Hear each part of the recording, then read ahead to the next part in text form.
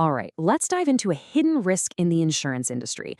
And this one doesn't come from a market crash or some big natural disaster. Nope, it comes from something much more, well, human.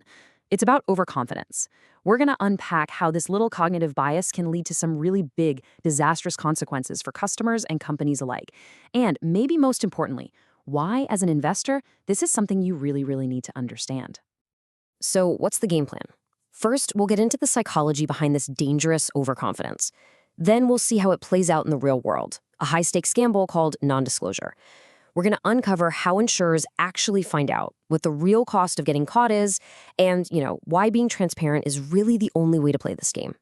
And finally, we'll connect all these dots to see why this whole thing is so important if you're looking to invest in this space. Okay, first things first, let's get to the heart of what we're talking about here. It's a specific kind of overconfidence, something we're all a little bit prone to, that can lead to some seriously bad decisions when the stakes are high. This quote just nails it, doesn't it? We've all met that person, the one who's an expert on, well, everything. Now, in a casual chat, that's fine, maybe even a little funny. But when that same person starts making major decisions about their finances or their insurance coverage, well, that same overconfidence can become a ticking time bomb. And that's the Dunning-Kruger effect right there. You can think of it as a kind of psychological blind spot.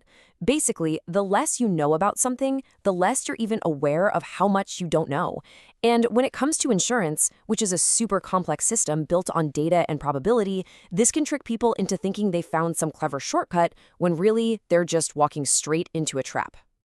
All right, so now let's see how this psychological quirk turns into a really risky gamble for some folks buying insurance. They think they're being clever, that they're outwitting the system, but they're really just setting themselves up for a huge fall.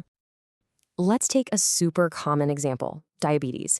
If you tell your insurer you have diabetes, they're probably going to add what's called a loading charge. That's an extra 10, maybe 20% on your premium. They'll also slap on a waiting period, meaning they won't cover anything related to your diabetes for a few years. So you can see the motivation here, right? It's all about money, trying to avoid those extra costs and delays. And on the surface, it looks pretty tempting. You hide the condition, you pay less, you get covered right away. It feels like you've pulled a fast one on the big insurance company, like you've got yourself a sweet deal. But here's the thing, and it's a huge thing. This entire plan is built on some seriously flawed thinking. And this is the question where that overconfidence really takes the wheel. The person thinks, look, if I don't tell them and there's no medical test up front, how could they possibly know? That one assumption is the shaky foundation for what becomes a catastrophic mistake. Well, the answer is pretty simple. Insurance companies have been at this for a very long time. Their process isn't just about collecting your payments every month. It's about incredibly detailed investigation when a claim actually comes in. Let's see how this really works. Let's follow a real-world example. Imagine a customer. They've had diabetes for 8 years, but they never told their insurer. Now they develop retinopathy, which is a serious eye condition, and they need surgery. So they file a claim, thinking their little secret is still safe. This is where the insurer's machine really roars to life. A claim doesn't just get a rubber stamp. No, it triggers a deep dive. Investigators start combing through everything. Every hospital document, every doctor's note, every single piece of data they can get their hands on. And this is just a brilliant example of how they do it. The investigators see the word retinopathy, and for them, that's a massive red flag for pre-existing diabetes. One look into the patient's past medical files, and boom, they find the proof they need. The new condition is a direct signpost pointing back to the one that was hidden. And just like that, the claim is rejected. So let's talk about the fallout. What happens when you get caught? That little attempt to save a few bucks up front, it ends up costing absolutely everything, right when that coverage is needed the most. I mean, look at the numbers here. It's just stark. On one side, you have the tiny bit you saved, maybe a few hundred, maybe a couple $1,000s a year on premiums. And on the other side, a complete denial of a huge surgery bill. And very often, your entire policy gets canceled. The gamble just doesn't make any sense. And if you're thinking about taking them to court, just forget it. The evidence is all on the insurer's side. Any kind of legal fight is just going to be a long, expensive, and frankly, hopeless process. It's a battle you are not going to win. Now, this is a really critical point. The regulations actually give health insurers a super long window to find these things, a full 8 years. They can contest a claim if they find a discrepancy, like a non-disclosed condition. So even if you think you've gotten away with it for a few years, that risk is following you for a long, long time. Okay, so given how massive the risks are, what's the right thing to do? What's the only real path forward for a policyholder? It all boils down to one super simple principle: total, complete transparency.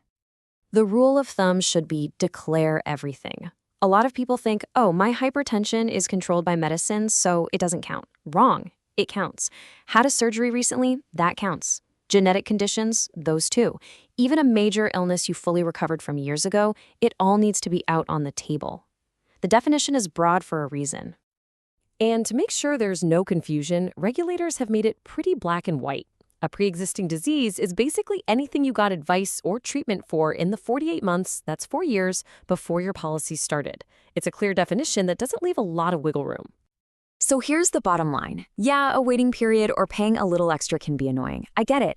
But that temporary frustration is nothing compared to having your claim rejected during a medical emergency, when you're at your absolute most vulnerable. Okay, let's zoom out for a second and put on our investor hats. Understanding this whole process isn't just about good consumer advice. It's about getting a handle on the fundamental business model of an insurance company. When an insurer takes a customer at their word during the application process, they're not being naive or gullible. It's actually a really smart, deliberate business strategy. They know it's way more efficient to save the deep dive investigation for the claim stage. This whole setup allows them to weed out the bad claims right when it matters most. So for you as an investor, this is actually a sign of a really robust and mature industry.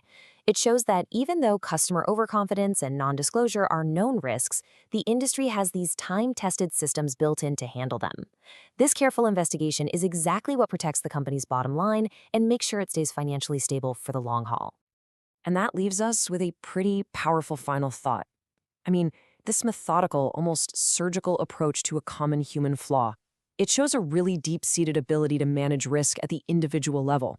So the question for any investor becomes, if they're this good at managing this kind of risk, what does that tell you about their resilience and their ability to handle the much bigger, systemic risks they have to face every single day?